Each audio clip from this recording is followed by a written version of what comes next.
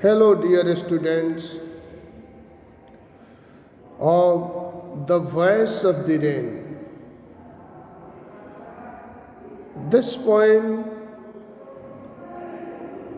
some salient points from the voice of the rain that must be kept in your mind. As for the figures of speech, you find in this poem, in the very first line, a very good example of alliteration.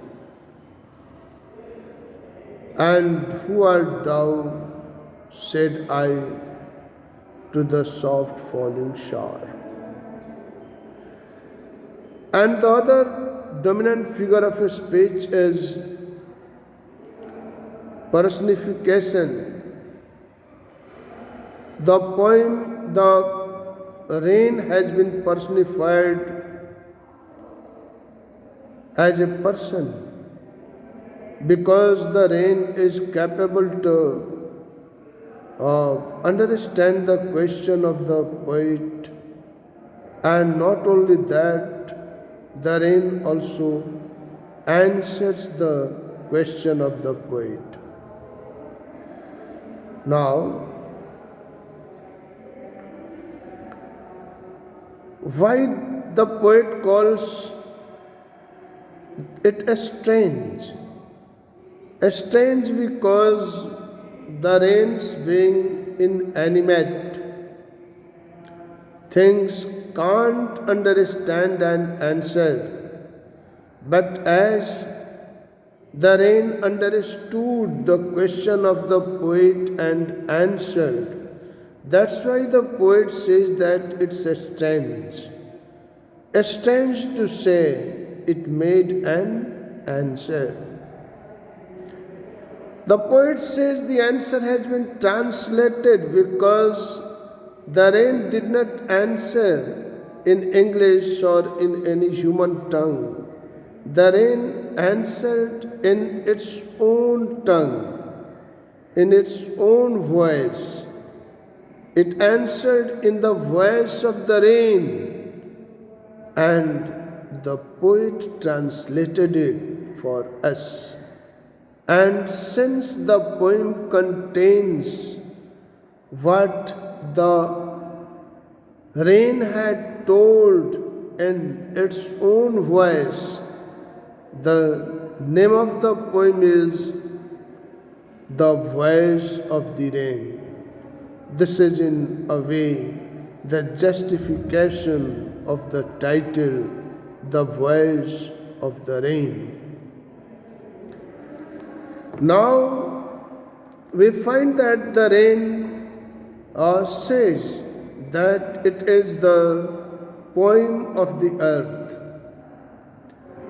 Now, by calling itself the poem of the earth, it increases the importance of poem for us, because poem is so important for human beings as the rain is important for the life and beauty of the earth.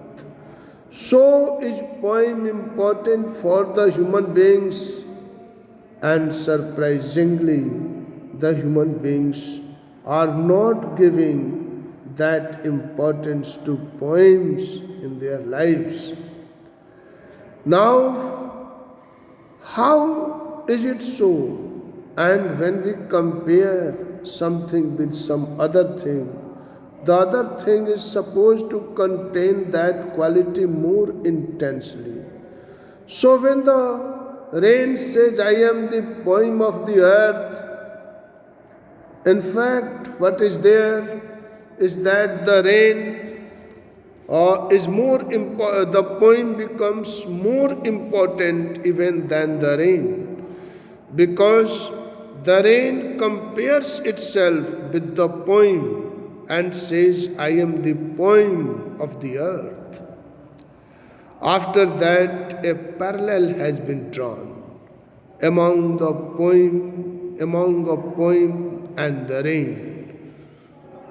And as the poetry, substance for poetry is generated in a human being, or from the sense organs and the deep heart, so the rain eternally rises like water, as in the form of water vapor, unseen, untouched, to the heaven. As in human beings, it goes to the mind. So, and there the poem in the form of words is formed, and so it happens in the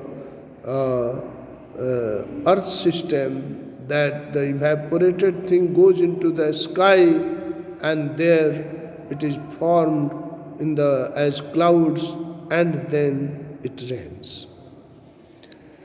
And the poet says that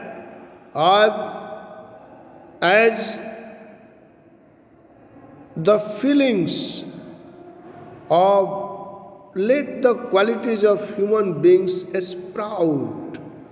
So as the poetry encourages the qualities of the human beings to take birth in them and sprout, so the rain makes the hidden seeds come out on the earth. From inside the plants come out the seed sprouts. So thus the parallel has been drawn, and finally the poet says that either noticed or unnoticed, when the poem returns to the poet feels happy. The rain also washing its exterior of the earth finally purifies its own origin by bringing fresh water to it.